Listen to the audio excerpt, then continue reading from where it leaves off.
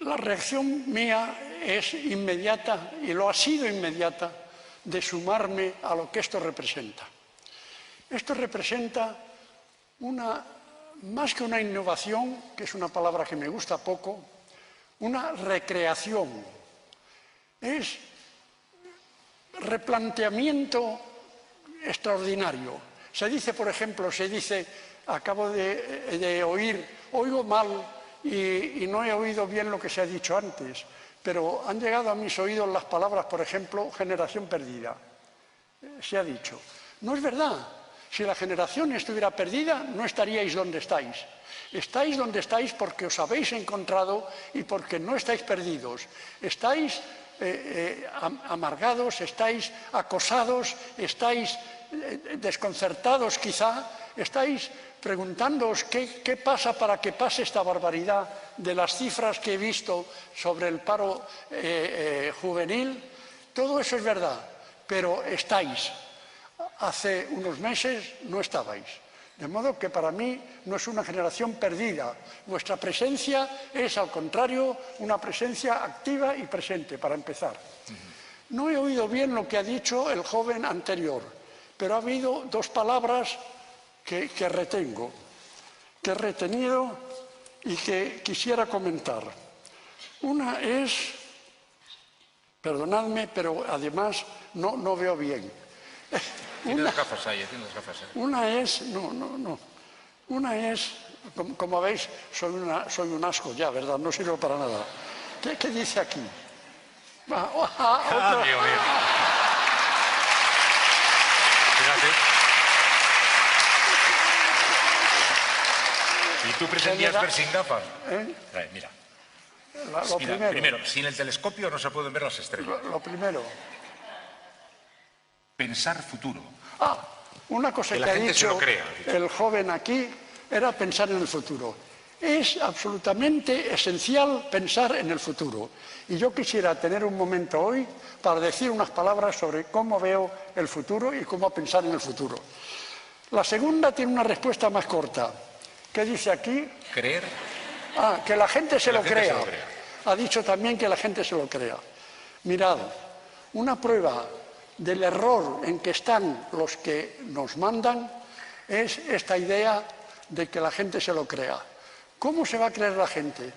¿Cómo se ha votado a personas que hay un señor cuyo nombre me reservo, pero que a lo mejor adivináis, que constantemente le he estado viendo en televisión, diciendo constantemente que hay que crear confianza, que hay que establecer confianza, que hay que crear confianza para a continuación dedicarse a decir que la economía española está fatal, que la cosa está perdida, que vamos a la ruina, que nos llevan a la catástrofe, que esto no puede seguir, que tal y cual. Hay que crear confianza, pero aquí estoy yo para destruirla.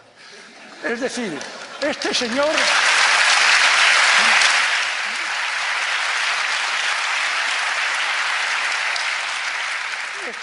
cuyo nombre me reservo ha sido abundantemente votado. Bueno, pues ha sido durante todo ese tiempo un aliado profundo de esos centros de determinación de riesgos extranjeros que nos están acosando. Y se le vota. ¿Qué pasa aquí? Pasa aquí que es muy difícil conseguir un pensamiento libre, que nos educan mal para no tener un pensamiento libre, que condiciona nuestro pensamiento. En otras palabras, que la democracia está pervertida, está secuestrada, y por eso tenéis razón, por eso no sois generación perdida, por eso queréis una democracia real. ¿Qué es una democracia real? El gobierno del pueblo, por el pueblo y para el pueblo. Y del pueblo para el pueblo tiene un sitio mientras no le dejen otro, que es la calle y la plaza. El partido que podría ser no tendría dos P's, tendría tres: plaza, pueblo y palabra. La palabra del pueblo en la plaza.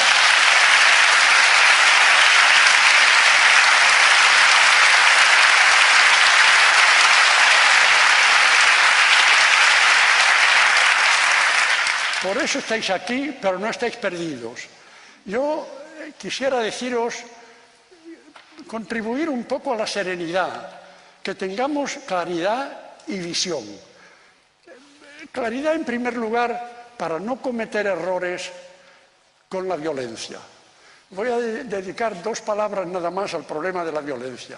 Yo lo he dicho en el prólogo del folleto de Hessel, yo he dicho estoy contra la violencia y por eso he incluido el nombre de Gandhi, que vivió toda su vida contra la violencia y consiguió la libertad de la India contra la violencia.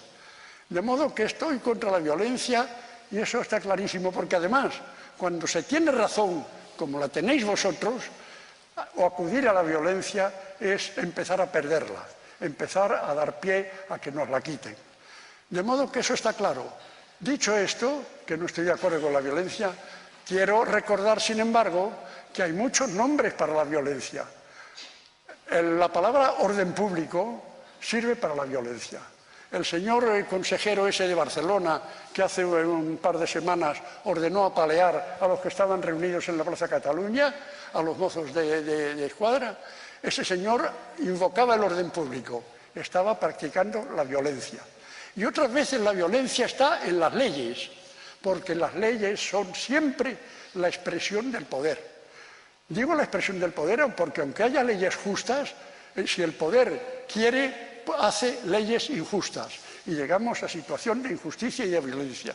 De modo que en cuanto a la violencia vamos a aclarar las cosas y a pensar que no todos tienen razón, no todos tienen culpa, pero que no tenéis derecho, por decirlo así, a recurrir a la violencia, porque tenéis mucho más, tenéis la razón. Y segundo, que me lleva a lo segundo que apuntaba yo aquí, porque tenéis el futuro, sois el futuro. Y os digo que sois el futuro porque el sistema en que se está viviendo está ya roto y perdido. Es un sistema que ha apurado, ha agotado las posibilidades de estímulo de la gente en el terreno de la acción. Es un sistema que al convertirlo todo en mercancía, al dejar el dinero y el beneficio como único interés de la vida, ha destruido todos los demás hermosos intereses y riquezas de la vida, que en los jóvenes están todavía vivos. Quiero decir que no es esto una ilusión mía, porque quiero decir que contempléis cómo el sistema no tiene nada que ofrecer aparte del dinero y la lógica del beneficio. De las grandes estructuras del sistema, la Iglesia, que fue importante en la Edad Media, está petrificada en el siglo XVII, de ahí nos sale y cada vez más distante y más alejada de la sociedad civil y de nuestras vidas corrientes. La economía está...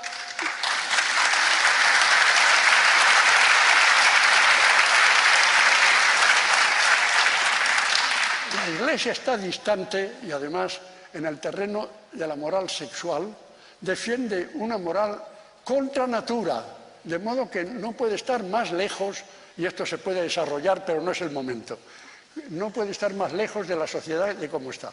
La economía, que empezó a arrancar una nueva economía en el siglo XVIII, se ha quedado en los supuestos del siglo XVIII y está orientando, como al condicionar nuestras conductas por el beneficio, está orientando el desarrollo en una forma perversa e insostenible. Se habla de desarrollo sostenible, es mentira. El desarrollo que se está haciendo, que es más de lo mismo y más de lo mismo y más de lo mismo y nada más, es insostenible. Pensad sencillamente que en el siglo XX la humanidad se triplicó. Pasamos de 2.000 millones a más de 6.000 millones. La extensión y los recursos de producción de la tierra no se triplicaron. Y esto va a cada vez más. El despilfarro, el destrozo del medio ambiente no podrá continuar mucho tiempo. Es completamente imposible. De modo que las pretensiones de seguir destrozando y de seguir acabando con los recursos, esas pretensiones se estrellarán en un plazo que vosotros vais a vivir. Yo no, afortunadamente, pero para mí. pero vosotros lo vais a vivir. De modo que esa idea del desarrollo no es un ideal, es mentira y mientras tanto la explotan los que tienen. Y si ahora puede parecer todavía el desarrollo, es porque el 20% de la humanidad disfruta del 80% de recursos de la Tierra, mientras que el 80% de la humanidad no tiene más que el 20% para ella. Y gracias a esa injusticia, entonces se puede mantener la situación económica. El desarrollo económico futuro, sensato, el que vosotros tendréis que aplicar, tendrá que ser ecológico, para empezar. Ecológico, por respeto al medio ambiente en el cual vivimos, el planeta que habitamos, que es nuestra casa, no la podemos destruir. Aunque no sea más que por respeto a nuestros hijos y a nuestros nietos que la van a heredar. Segundo, tendrá que ser ético. Tendrá que ser un desarrollo de todos y para todos. Estoy pensando en el futuro, que es lo que quería este compañero. Y si me apuráis, tendrá que ser hasta estético, porque será hermoso ver un desarrollo de ese género. De modo que ni iglesia ni economía de mercado. Y en cuanto a la política, la democracia representativa que nos brindan es otra farsa total. Y por eso está pasando lo que está pasando y os ocurre lo que os ocurre. Es una farsa total porque reposa sobre el hecho de que se nos educa desde la infancia para no tener pensamiento propio, personal de cada uno. Y por pensamiento propio de cada uno, si uno no hace más que repetir el dogma que le han colocado a uno en la infancia o los credos que le han colocado a uno después, y todo eso, si uno no piensa por su cuenta, uno no tiene libertad. Es inútil tener luego libertad de expresión, porque si lo que yo expreso es lo que me han dicho que diga, entonces no soy yo el que vive. Y para vivir, el ser humano plenamente necesita pensar con libertad. Y esta democracia no nos enseña a pensar con libertad, sino todo lo contrario. Y los medios que llaman de información y de electrónicos y de difusión y medios de comunicación, gracias, los medios de comunicación son medios de ocultación y medios de desinformación. Y entonces, por eso se consigue que se vote al señor que quiere confianza, pero que se dedica a destruir la confianza. Si no, no se hace. De modo que ni la Iglesia, ni la economía, ni la política, ¿a qué se apunta un joven hoy? ¿A qué ideal? ¿Qué cosa le puede entusiasmar a uno? ¿Qué hay? Han destruido los valores, no los derechos, algo peor, los valores humanos. Han destruido la idea de justicia internacional, por ejemplo, las barbaridades de Irak o las barbaridades de Guantánamo o de donde sea, ¿verdad? De modo que han destruido la dignidad, han destruido la idea de libertad, han destruido la idea de justicia, han destruido la idea de cooperación, de fraternidad, y nos dan una divisa que es productividad, competitividad, innovación. Estas son las 3 palabras mágicas del sistema. Pero productividad, ¿de quién y para quién? Nos dicen los empresarios que hace falta más productividad, trabajando más y cobrando menos. Cobrando menos no serán ellos los altos, porque acabo de leer hoy mismo que en las alturas de la banca, en otros sitios se han aumentado hasta el 30% los sueldos de los grandes. De modo que la productividad está bien, pero ¿la productividad de quién? La productividad se la embolsan los propietarios de las empresas pagando menos. De modo que lo de la productividad hay que tener mucho cuidado. La competitividad habría que sustituirla también por la cooperación, en vez del enfrentamiento destructivo, la cooperación y trabajar entre todos. Y en cuanto a la innovación, la innovación científica es útil, pero la innovación de mercado, que consiste en cambiar la etiqueta de la mercancía para cobrarla más cara, eso no tiene interés. Yo propondría otra trilogía que fuese vitalidad, cooperación y recreación en vez de innovación. Crear, recrear. Y eso es lo que se puede hacer.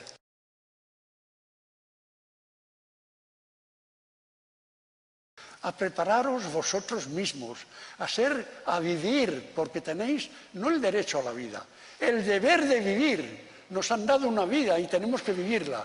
La mía se está acabando, yo la he vivido lo mejor que he podido. De modo que hay que vivirla y dar vida a esa vida que tenemos. Vivir, tenéis que vivir y mejorar y crecer y ser cada vez más cada uno lo que sea. Y al mismo tiempo contribuir a la educación, a abrir los ojos de tanta gente, a que piensen más libremente. Y para terminar, yo os diría un sueño que yo tendría. Yo tendría el sueño de que entre vosotros se hiciese no un partido político, ni una tal, ni una zarandaja de estas. Eso ya es otra cosa. Se hiciese una manera de trabajar como en federación por grupos pequeños que se dedican a lo que les gusta, porque el trabajar en lo que a uno le gusta no es trabajo, es vida. Trabajar a lo que le gusta, crítica literaria, empresas comerciales justas y decentes, espectáculos, el arte, la literatura, lo que quieran, que se dediquen a lo que sea, pero que lo hagan siempre pensando en orientarnos, porque esta gentuza ni siquiera sabe lo que quiere, no es que no saben dónde van, es que no saben lo que quieren. Y yo sí sé lo que tenemos que querer. Tenemos que querer que el mundo se civilice, porque con toda su tremenda técnica, la humanidad sigue matándose los unos a los otros como hace 2000 años.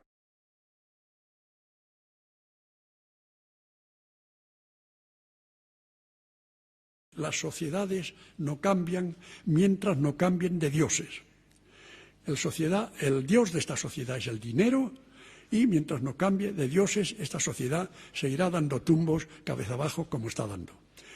Y eso lo aprendí en Antonio Machado, en el libro de Don Juan de Mairena. En esta época también descubrí, quiere decir que no lo he descubierto para los demás, lo descubrí para mí, una de las más grandes obras de teatro que para mi gusto se han escrito a lo largo de la historia universal que yo conozco, que es esencialmente la occidental y los idiomas traducidos, que es la Antígona. Antígona a mí me parece un monumento a la dignidad humana, un monumento a los valores humanos frente a los falsos valores humanos, que sin embargo necesitan también ser utilizados y ser defendidos, porque la vida juega con todo lo que parece positivo y lo que parece negativo, y Antígona me parece una obra admirable, asombrosa y que pocos alcanzan después. Para mí además me ocurrió entonces perdón, y se ha citado aquí que estudié economía.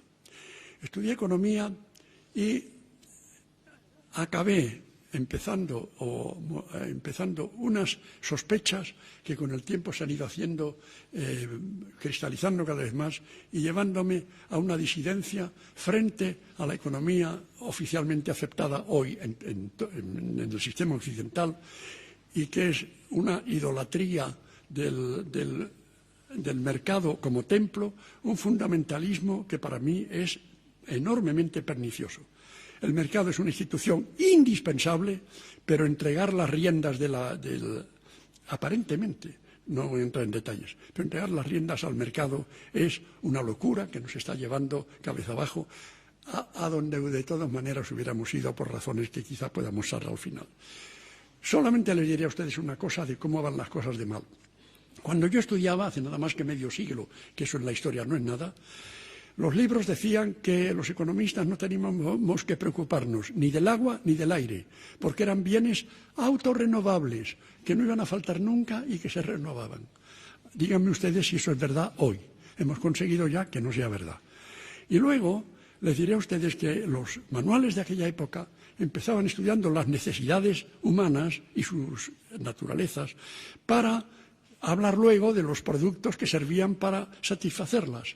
Hoy, con tanta técnica, tanto avance científico y tantas innovaciones, primero se inventan los productos y luego se dice para qué van a servir. Y se inventa, si hace falta, las necesidades de esos productos.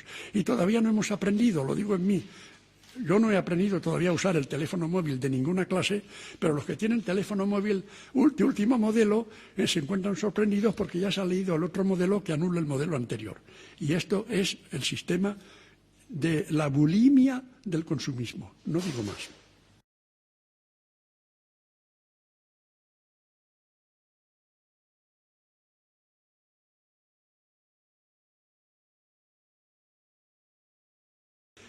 Con esto estoy llegando al final, por fortuna, para ustedes, y perdónenme, unas palabras solamente para el amante lesbiano, que para mí lo que significa es que es un grito de libertad, pura y simplemente, contra una moral convencional que nos enseñan y que es una moral antinacional, antinatural. Y lo explico en el libro por qué la moral que nos enseñan es antinatural. Y finalmente, escribí dos libros, uno sobre el mercado y la globalización y otro sobre los mongoles en Bagdad. Este último se publicó en 2003, recién terminada la guerra, la mal llamada guerra de Irak, para expresar mi violenta discrepancia con esa barbaridad, esa monstruosidad, ese gesto de barbarie, de invasión de Irak y bombardeo de Irak como se hizo. Ahí está el libro, no diré más. Finalmente,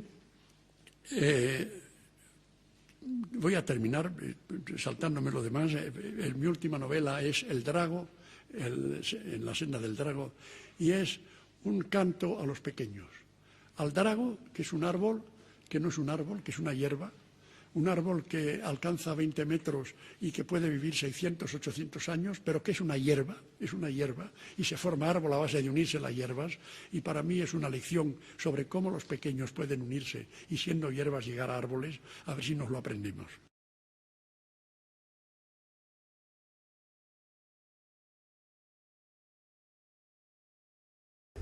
Humanismo es una palabra antigua, procede sobre todo del Renacimiento en su forma actual y significa muchas cosas, pero yo quiero subrayar algunas nada más y sobre todo llamar la atención sobre lo mal que estamos en la sociedad, no española, sino de todo el mundo en cuestión de humanismo.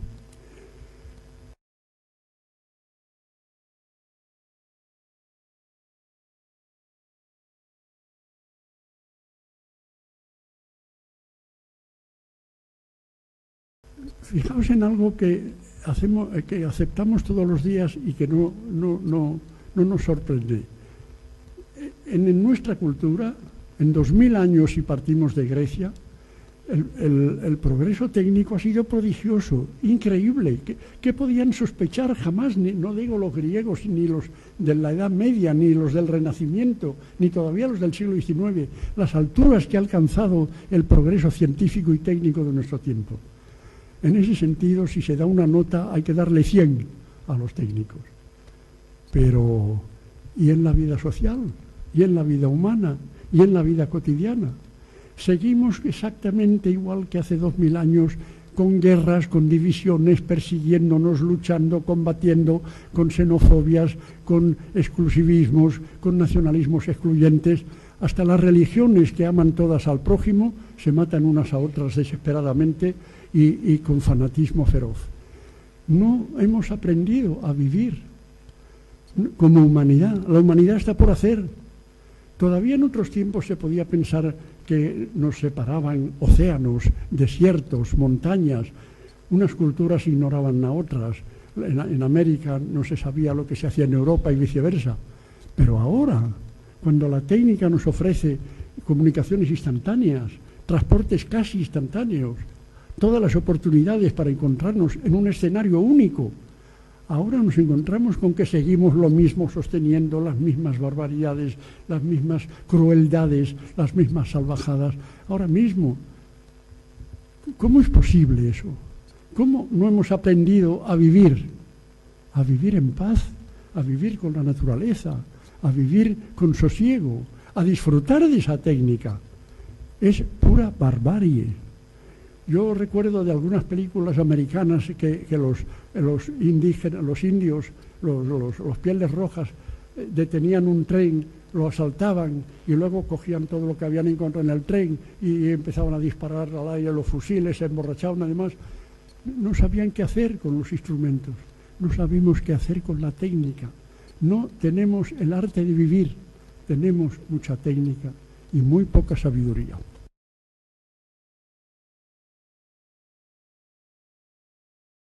De modo que por eso yo quisiera contribuir a insistir en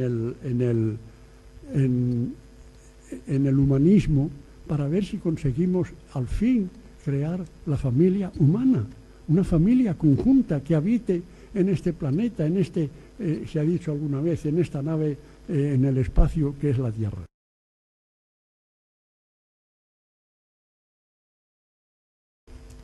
Tenéis mucho tiempo libre para vivir, para viviros. Tenemos mucho tiempo libre para vivirnos o pedimos constantemente que nos vivan. Vamos al médico a que nos cure, vamos al profesor a que nos enseñe. No nos enseñamos, no nos curamos. Y esa es la vida, hacernos nosotros. La vida es hacernos lo que somos. Lo sabían los griegos, pero no se sabe ahora lo que es. Hacernos lo que somos. Cada uno de nosotros nace con un potencial que tenemos, no ya el derecho de vivir, el derecho de desarrollar. Se habla mucho del derecho de vivir. Hay algo más fuerte que el derecho de vivir, queridos jóvenes. Es el deber de vivir. Tenéis el deber de vivir. Y el deber de vivir quiere decir, tenéis el deber de hacer de vuestra potencialidad lo más que podáis. Cada uno en su campo. Uno puede ser un gran deportista, el otro un gran científico, el otro un gran cuentista, lo que quieran, pero ser lo más posible, coger la vida que hemos recibido y añadir algo con ella a la vida. Hacerse lo que se es, lo sabían perfectamente los griegos, pero hacerse lo que se es exige tiempo para hablar con uno mismo, que casi nadie lo hace, estoy convencido. A juzgar por los actos luego. Escucharse a sí mismo, decía Machado, el que habla con sí mismo espera hablar con Dios algún día. Yo no tengo esa esperanza de ninguna manera, pero hablo conmigo profundamente. Procurar escucharse. El cuerpo nos habla. No somos cuerpo y alma separadamente, somos cuerpo y mente. Y en la mente una chispita, que es la que nos impulsa, pero esa chispita, a la que otros llaman alma, esa chispita es un punto de la energía cósmica que lo mueve todo y que es la que nos impulsa. De modo que necesitamos hacernos y para eso necesitamos tiempo nuestro. Porque lo que tenemos que vivir en nuestra propia vida, no la vida que nos digan que vivamos, no, la vida que nosotros sepamos que tenemos que vivir porque es la nuestra. Y eso exige algo muy importante, que es la libertad. Lo que da dignidad al ser humano plenamente es la libertad. Y cuando la libertad se ejerce personalmente, interiormente, se puede ser libre dentro de un calabozo, mientras que se es un siervo fuera del calabozo. Como son ahora, por ejemplo, siervos los gobiernos de casi todas partes, que son siervos de los financieros de todas partes.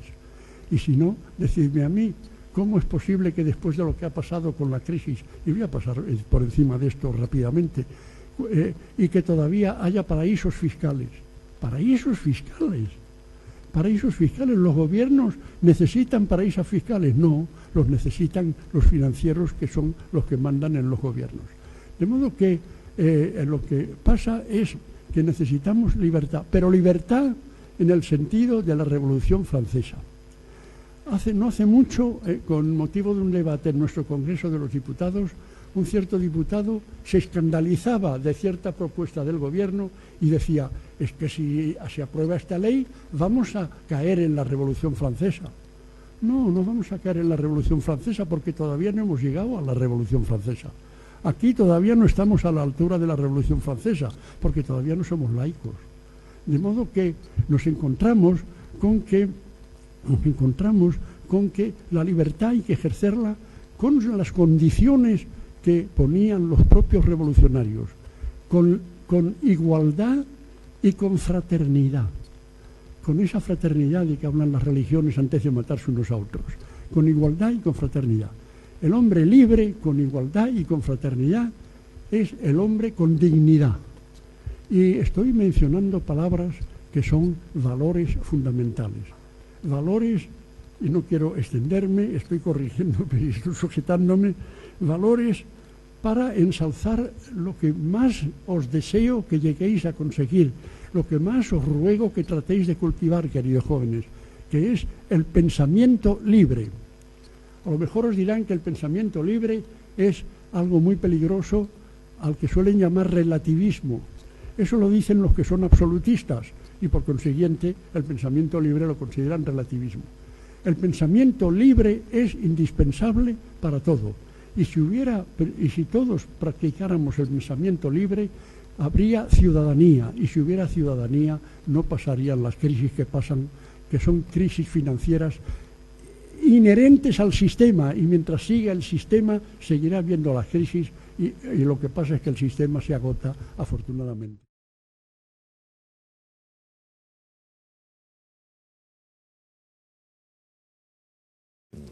¿Qué es un anarquista, señor Samper? Mire usted, un anarquista es un hombre que se resiste a aceptar el poder material de un hombre sobre los demás. Es decir, acepta la autoridad moral, pero la presión de unos hombres sobre otros la rechaza. Y para mí sería el mejor sistema, supuesto que, y el supuesto ese no se da, que todos estuviésemos educados para el anarquismo. Es decir, si en la mentalidad de todos se internaliza el respeto a los demás, el respeto a los derechos ajenos, no haría falta que nos mandaran. Todos obedeceríamos a esa internalización del deber y de la fraternidad humana.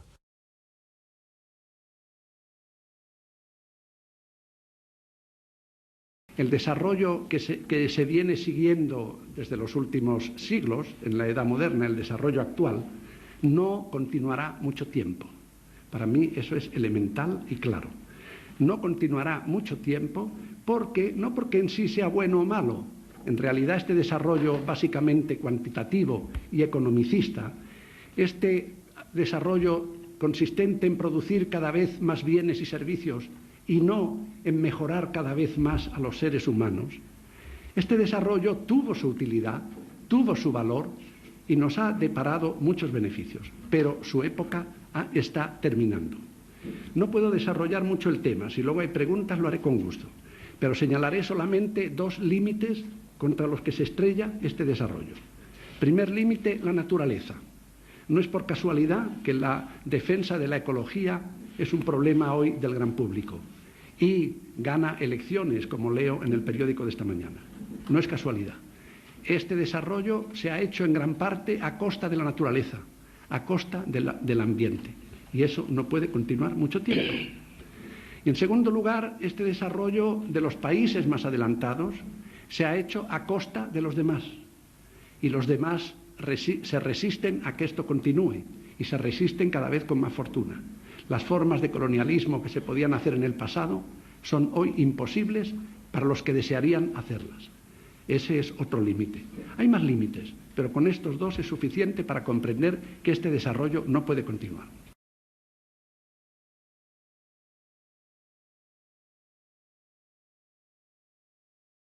He sido muchos años profesor de teoría económica y he dicho unas cosas que no han tenido gran éxito entre mis colegas, cosa que no me extraña nada y que no me perturba para nada.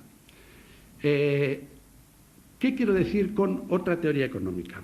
Quiero decir simplemente que las variables que utiliza la economía convencional, la economía de los premios Nobel, son insuficientes para explicar problemas básicos.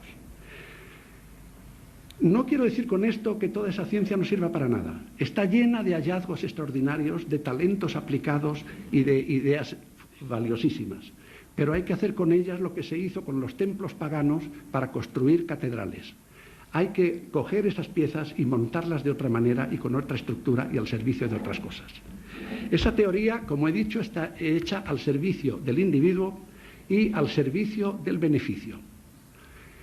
Piensa que el individuo es el origen de la sociedad y cree que el individuo no se mueve más que por el beneficio.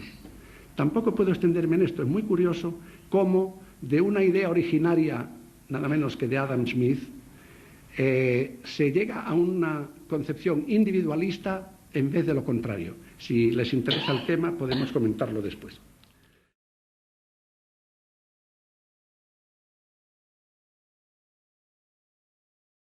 No quisiera ponerme muy técnico, ¿verdad? Porque entonces acabaría pedante y es lo último que quiero ser aquí. Pero cuando se nos habla de productividad, los manuales nos dicen que si una empresa tiene 10 obreros trabajando y añade uno y son 11 y aumenta la producción, ese aumento es la productividad marginal del obrero ese. Estoy simplificando mucho, pero esa es la cuestión. Y es mentira. Ese aumento no es la productividad de ese obrero, es la diferencia entre que se reúnan 11 y que se reúnan 10, porque un solo obrero no produce eso ni produce nada. De modo que es falso. Y sobre esa falsedad se hacen modelos matemáticos preciosos, elegantes, que yo admiro sin entenderlos. Pero es precioso, pero es falso. Otra cosa mucho más clara, la inflación, problema de todos. Los premios Nobel, algunos, ¿verdad?, dicen con énfasis que basta manejar la oferta monetaria para luchar contra la inflación. Y tampoco es verdad, porque después de manejar la oferta monetaria bien, como se hace en muchos países, hay que poner de acuerdo después a los obreros, a los empresarios y al gobierno para que acepten ciertas condiciones, etcétera, etcétera. Porque si fuera verdad que manejando la oferta monetaria se evitaba la inflación, no habría nunca inflación, porque hoy sabemos cómo manejar la oferta monetaria. De modo que no es verdad. Y finalmente, y sobre todo, esta teoría no es válida para dirigir el desarrollo económico. El desarrollo económico es demasiado importante para confiárselo a esos economistas. Porque el desarrollo es un proceso social, global, y no solamente de la economía. Y entonces, con variables puramente económicas, es imposible afrontar un desarrollo social. De modo que esa teoría no sirve.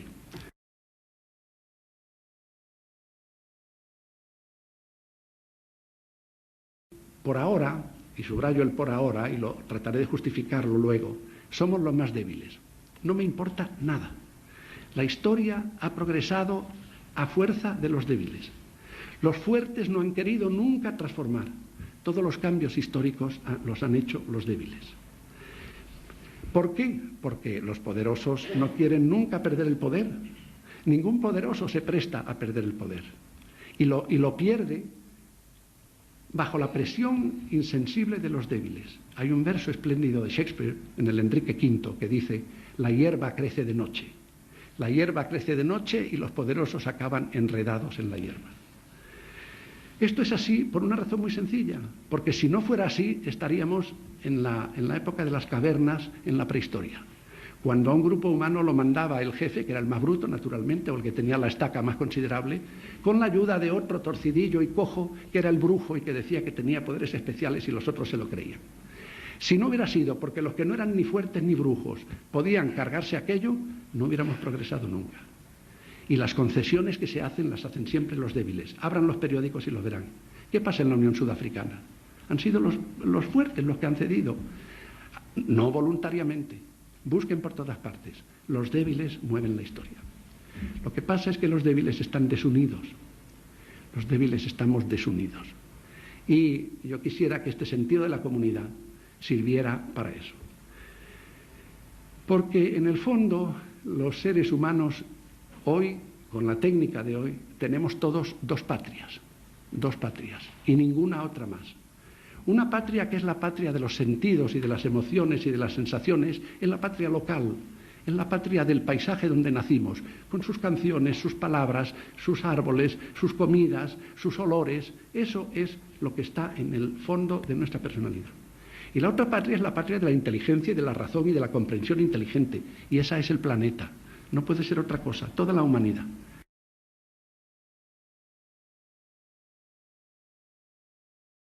Tenemos dos patrias, somos ciudadanos de mi pueblo y ciudadanos del mundo, a la vez. Y lo demás son contingencias históricas. Y hablar de nacionalidades aquí y allá es hablar de contingencias históricas. Y tal como está la técnica, unificando el mundo y empequeñeciéndolo con la facilidad de los transportes y de las comunicaciones, naturalmente que todos somos, queramos o no, ciudadanos del mundo. Y es hora de que nos organicemos y nos unamos mejor, y que estos encuentros quisiera yo que contribuyeran a eso.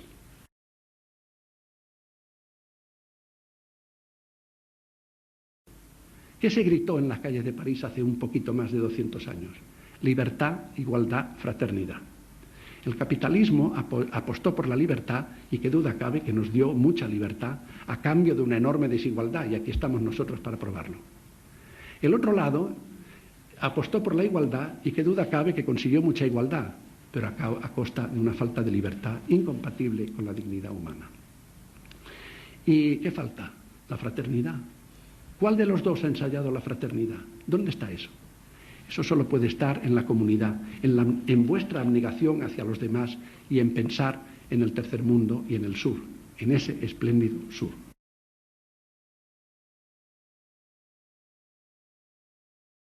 Y esta crisis es un aspecto de ese desmoronamiento general. ¿Quién tendría que reaccionar? Todos, el público protestando y desde luego los líderes reaccionando de otra manera, poniendo un freno a todas estas cosas. El hecho es que es imposible, de modo que o se corta o se cortará por agotamiento de fuentes de energía, por la destrucción, por la perturbación del clima, por la contaminación del agua, que ya escasea en muchos sitios, por la contaminación del aire, por todo lo que se está destrozando. ¿Por qué no se escucha más este mensaje? ¿Por qué eso que usted está diciendo, que me parece muy sensato, se oye tan poco? ¿Por qué no existe esa conciencia de ese riesgo real del que usted habla, que estoy convencido de que es cierto? Mire usted, porque los que pueden modificarlo, los que pueden influir más en modificarlo, no quieren, y los que quieren modificarlo no pueden. Voy a explicarme. Estos problemas a la gente poderosa, rica y la que domina y toma decisiones no le alcanza.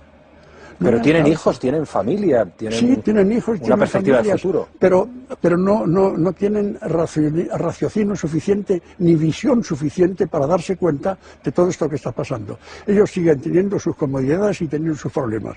Hace poco leía yo en el periódico, hace pocos días, en el periódico, leía que ha llegado a Madrid Óscar de la Renta. Y Óscar de la Renta contaba que para el lujo no hay crisis.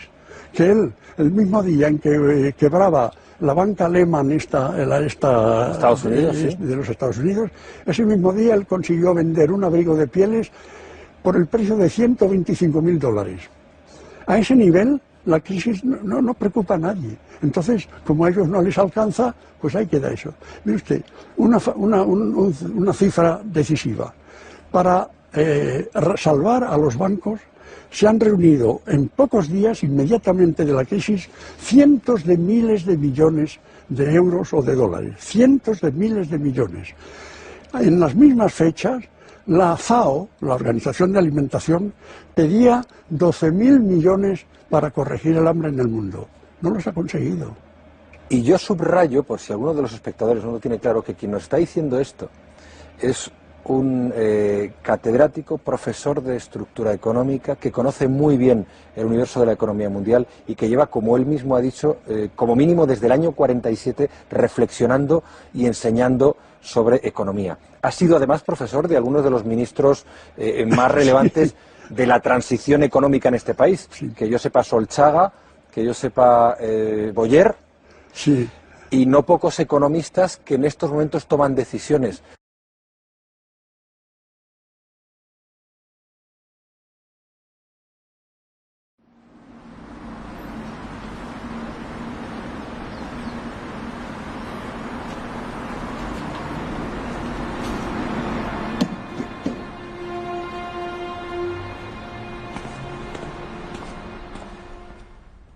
Lo que hace muy feliz es hacer feliz a los demás.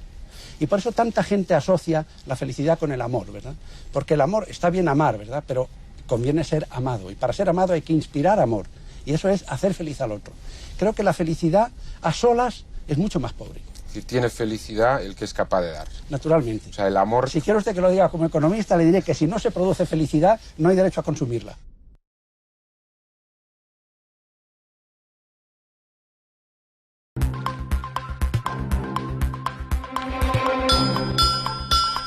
Mi esperanza está en los grupos marginados, que son muchos en la sociedad. Mi esperanza está en las mujeres, que son un grupo marginado, en los jóvenes, que a pesar de todo lo que se diga, que hacen y que tienen y demás, son un grupo marginado. Y la prueba es que luego llegan y no encuentran trabajo después de haber terminado una carrera universitaria o una formación profesional. Mi esperanza está en las gentes que pensamos como yo, que somos grupos marginados y que se nos tacha de utópicos. Muy bien. Y, por supuesto, mi esperanza está sobre todo en el mundo periférico, donde todavía vivir tiene más importancia. Hay culturas enteras, todavía, ¿verdad?, a pesar de los efectos de la inyección de criterios occidentales, hay culturas enteras donde todavía el ser algo es mucho más importante que tener algo. Mientras que aquí no se es más que lo que se tiene. Y el que no tiene no es.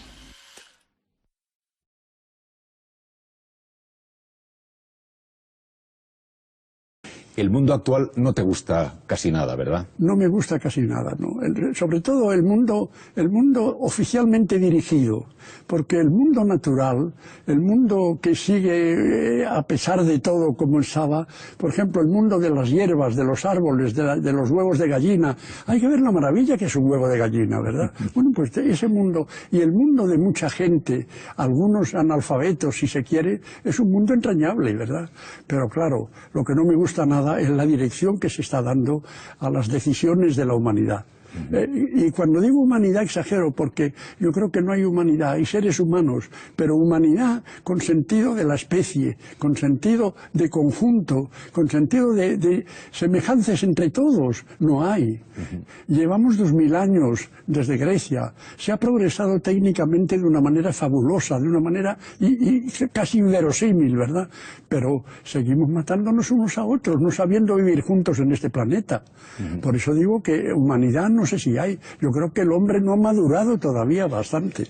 Te has ido haciendo cada vez más rebelde. Ahora tienes 94 años y se te ve más rebelde que cuando tenías 84 y a su vez más que cuando tenías 74. ¿En qué momento se marca más o menos la raya de tu decisión de vivir en la rebeldía oficial? Mira, yo creo que tanto como raya es difícil, ¿verdad? Porque creo que se va haciendo por acumulación. Pero quizá lo que podríamos decir la gota que desborda el agua, para mí es... después de lo de París, del 68, de París y de Berkeley y de tantos sitios, cuando eso consiguen sofocarlo y entonces empiezan los reaccionarios y empieza eso que llaman neoliberal, que es lo más viejo que hay, porque cuando a una palabra hay que ponerle neo es que es vieja, ¿verdad? En las nuevas no se pone neo. Bueno, pues con toda esa reacción de represión, de la Thatcher, del Reagan y de todo aquello, entonces sí que me pasó una cosa. Recordé una de los gritos que se dieron, que se escribieron en las paredes de París en el 68. Y uno de ellos era que paren el mundo que me apeo. Yo comprendo que el mundo no se para, afortunadamente, ni se puede parar, ni probablemente se parará, pero y que, por tanto, no era realizable. Pero yo sí puedo hacer una cosa, que es apearme yo.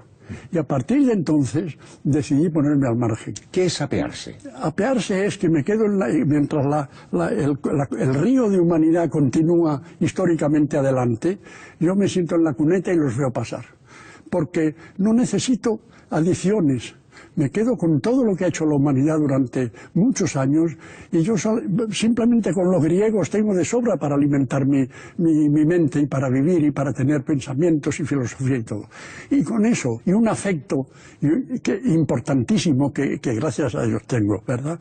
Sigo diciendo gracias a Dios, pero vamos, es una exclamación retórica. Y con el afecto de mucha gente que me demuestra pues consideración, la misma que yo demuestro a los demás, con eso me sobra para vivir y no necesito más artilugios ni más lo que hacen con este desarrollo que se dice. ¿Y qué pretenden ustedes? Más de lo mismo. Mire, más de lo mismo es una barbaridad. Más de lo mismo es una barbaridad. Y eso que llaman ustedes sostenible es totalmente insostenible. Sencillamente. Y entonces me pongo al margen. Sí, tú además eres un hombre que tienes una formación, digamos, economista muy profunda. Tú has sido catedrático de universidad en esta materia económica, has sido profesor de los más importantes personajes de la economía de nuestro país, has trabajado en el Banco Exterior, hasta ser subdirector general, ¿no? Cuando te ves en ese pasado, ¿qué José Luis San Pedro ves? Bueno, el José Luis San Pedro aquel es uno que para comer necesitaba hacer unas tareas y que hacía esas tareas y luego se dedicaba a vivir como es debido. Por ejemplo, tú mencionas la universidad.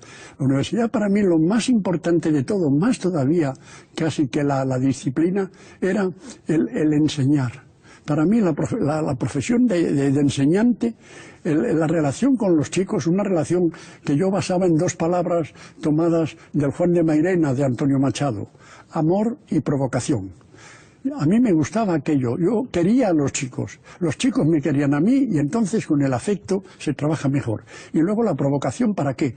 La provocación para provocarles que piensen por su propia cuenta, que no acepten algo porque lo digo yo, sino porque ellos reconocen que les convence.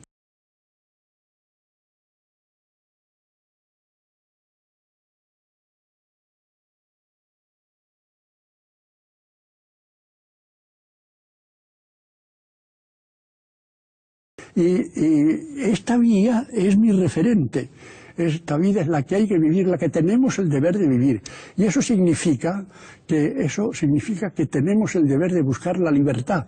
Porque si yo no tengo libertad, lo que estoy viviendo no es mi vida.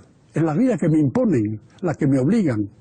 Yo la libertad la concibo como la concebían los revolucionarios franceses, que dieron la mejor fórmula: libertad, igualdad, fraternidad. La libertad condicionada por la igualdad, es decir, que los demás sean libres también, y por la fraternidad, el amor que tú has referido antes, que tú has citado antes y que es otro referente. Porque la libertad es como la cometa vuela porque está atada. Tú trata de que una cometa vuele, cógela y échala al aire, jamás vuela. Átale una cuerda, sujétala, y entonces tiene la responsabilidad de resistir al viento, de vivir la vida, y entonces la cometa vuela. La libertad, igualdad y fraternidad funciona. Y entonces hay que tener la libertad, pero sobre todo la libertad de pensamiento, porque la libertad de expresión, que se defiende tanto, depende de la de pensamiento. Si yo expreso lo que me han inculcado en la cabeza, sin yo pensarlo, ni yo convencerme, ni nada, entonces no soy yo. Y yo tengo que ser yo, lo poco que sea, lo que sea, y cada uno de nosotros tiene que ser quien es, sea lo que sea. Ese es mi punto de vista. Y en este momento esa concepción de las cosas está muy difusa. En el último libro, Cuarteto para un solista, se recuerdan otras épocas de la historia de la humanidad en las cuales se tenía un poco más clara esta visión de la vida. Recuerdo los griegos o la Venecia del siglo XVIII, por ejemplo, ¿no? Claro, se tenía más clara porque era una cultura que tenía unos valores que no eran solamente el dinero. Es decir, que el problema de la vida actual es que se han sustituido esos valores por los intereses económicos, que no es lo mismo. No es lo mismo que te motive un ideal, por ejemplo, los señores feudales de la Edad Media. Los señores feudales eran unos capitalistas como una catedral, eran capitalistas agrarios, no eran capitalistas industriales ni financieros, pero tenían un capital, un medio de producción que era la tierra, que la tenían ellos y nadie más, y ahí estaba su poder. Pero aquella gente tenía ideales cristianos, aquella gente tenía ideales caballerescos y estaban dispuestos a sacrificarse y a morir por esos ideales. Es decir, que había referentes por encima. Pero como trato de indicar en ese libro, y sobre todo a partir del 18, como has dicho muy bien, que para mí es la cumbre y luego la rasante del sistema, pues a partir de entonces, sobre todo, como por un lado el Calvino dice que Dios encuentra grata la riqueza y el trabajo de la gente que se enriquece y demás, y más o menos dice eso. Y por otra parte, Adam Smith dice que en el mercado hay como una providencia que hace el bien a partir de los egoísmos. Entonces Sánchez Castilla, yo ya me dedico al dinero. Y acabamos en lo que Marx definió muy bien, diciendo que en este sistema todo es mercancía. Todo es mercancía, y lo estamos viendo. Por ejemplo, nos quejamos de la corrupción. ¿Qué es la corrupción? La corrupción es que hay hombres mercancía que se ofrecen en venta, y hombres que compran esa mercancía. O sea, la corrupción no es una patología del sistema, sino forma parte natural del sistema. Claro, forma parte. Yo no digo que no haya habido corrupción en otras épocas. Siempre ha habido corrupción, ¿verdad? Porque siempre hay egoísmo y el dinero siempre ha sido un móvil. Pero no el único, ni el supremo, sobre todo, que es lo grave. Y ahora lo que pasa, en cambio, es que se mueve exclusivamente por eso, ¿verdad? ¿A partir de qué momento? ¿Dónde podríamos situar el momento en el que el dinero, que siempre ha existido, se convierte ya en lo que ahora es? Esta especie de gran dios yo creo que a partir del 18, a lo largo desde que se defiende el mercado y que luego además se empieza a hablar de productividad, cuando la técnica empieza a ofrecer esas ventajas. Y entonces viene la competencia y la ambición, y viene con el colonialismo también el intento de dominar el resto del mundo y de abarcar cada vez más y de tener cada vez más. Todo eso es un ovillo que va creciendo. Aunque ha hecho cosas muy positivas también ese movimiento, ¿no? El capital, el sistema capitalista ha hecho cosas enormemente positivas. En su origen, es el origen de la Europa del siglo XVI, cuando Europa es casi un volcán creador en erupción, en la cual la gente se sube a unos cascarones de nuez y se embarca y se va a donde sea, campesinos, mujeres, misioneros, conquistadores, tal, y se van a las Indias y no saben lo que es aquello ni nada, pero se van. Y al mismo tiempo en Europa, en el terreno intelectual, empieza a haber aventuras extraordinarias. Copérnico hace unos descubrimientos, Galileo, los otros, etcétera, ¿verdad? En aquel momento el capitalismo es creador, es profundamente creador. ¿Qué pasa ahora? Pues que esas circunstancias iniciales de muchos recursos, porque además ten en cuenta una cosa que con frecuencia se olvida. A lo largo de la Edad Media, Europa había crecido en población y en cambio había deforestado media Europa. Y ten en cuenta que la madera era el material básico de la vivienda, de las máquinas, de los carros, de todo, del calor, de la alimentación, no de comer, pero sí de alimentar las hogueras y demás. Y entonces, en ese momento, el capitalismo descubre fuerzas productivas nuevas y las utiliza, como más tarde el carbón, el carbón de piedra, que en aquel momento, y más tarde la electricidad, etcétera. Todo eso es creación del capitalismo, indudablemente, ¿verdad? Pero claro, cada vez se convierte cada vez más en valorarlo en dinero y no en hazañas.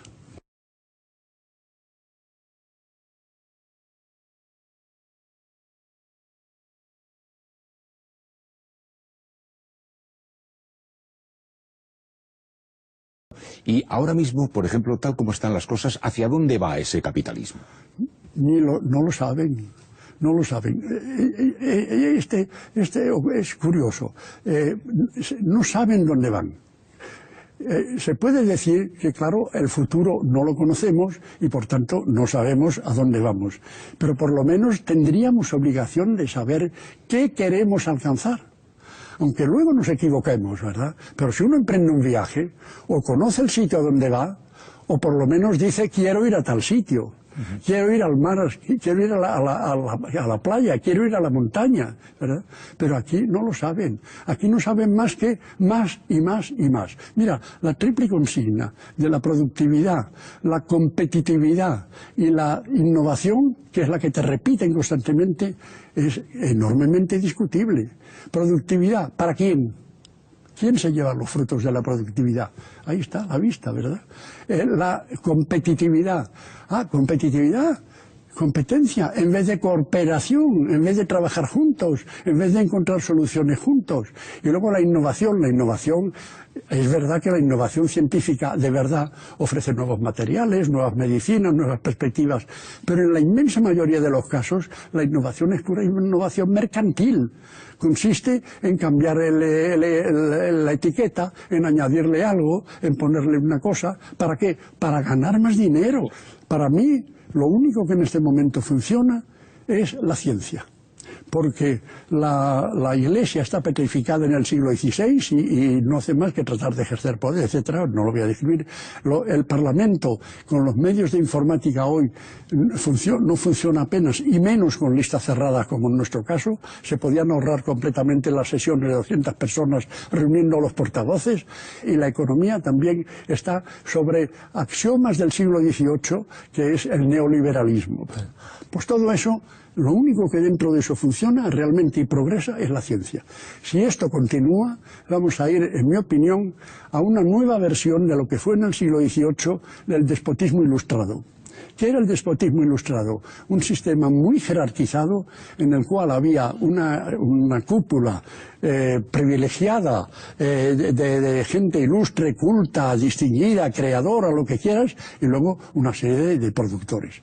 Esto va a ocurrir lo mismo, en mi opinión, pero con una cúpula en gran parte científica. Y el resto van a ser lo que hacen para prepararnos, productores y consumidores, para ser productores y consumidores al servicio de esa cúpula. Lo que pasa, y con esto termino, lo que pasa es que la ciencia necesita hoy de unos instrumentos extraordinarios, y por tanto el dinero también jugará un papel a través de la ciencia. Pero la cuestión está en que, primero, el uso de esos instrumentos conduce a una forma de capitalismo que puede ofrecer sorpresas tremendas a sus creadores. Por ejemplo, se inventa el Internet. Gracias a eso se hace la globalización, que es transferir el poder desde los políticos a los financieros. Pero gracias a eso, con el doble filo, se permiten reunirse los foros sociales de Porto Alegre, de Delhi, etcétera, etcétera. De modo que mandará el dinero en la construcción de máquinas, pero las sorpresas van a ser. Y segundo, el ideal de los científicos, por muy forzados por el dinero estén, no es el ideal de los financieros. Los financieros no tienen ideal, tienen balance, pero ideal no.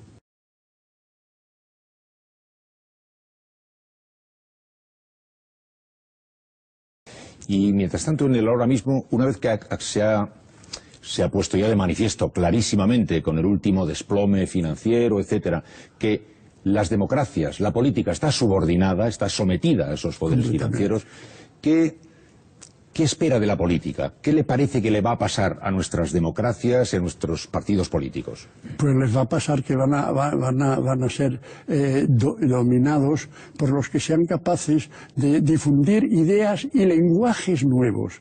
El lenguaje es muy importante, porque con el lenguaje vienen las imágenes, y con las imágenes vienen otras cosas. Por ejemplo, ahora el prestigio de un banquero. Bueno, el prestigio de un banquero ya no es el prestigio del banquero del siglo XIX. El banquero del siglo XIX era un señor respetabilísimo, ¿verdad? Que iba por ahí y la gente decía, uy, pues Morgan, pues que el otro. Ahora, de los banqueros les obedecemos y nos dominan y lo que quieras, pero los despreciamos. Los que somos un poco conscientes los despreciamos porque su ideal es muy pobre y muy bajo, ¿verdad? Entonces, ¿y de los políticos, de la política? La política, los políticos, ahora, ¿qué representan? La gente les vuelve la espalda. ¿Qué son las abstenciones en las elecciones? Desprecia a los políticos, que no se espera de ellos, ¿verdad? Se les vota porque hay que votar, porque siempre es mejor uno que otro, porque lo que quieras, tal. Pero realmente el despegue, ¿a dónde va la gente? Va a los estadios.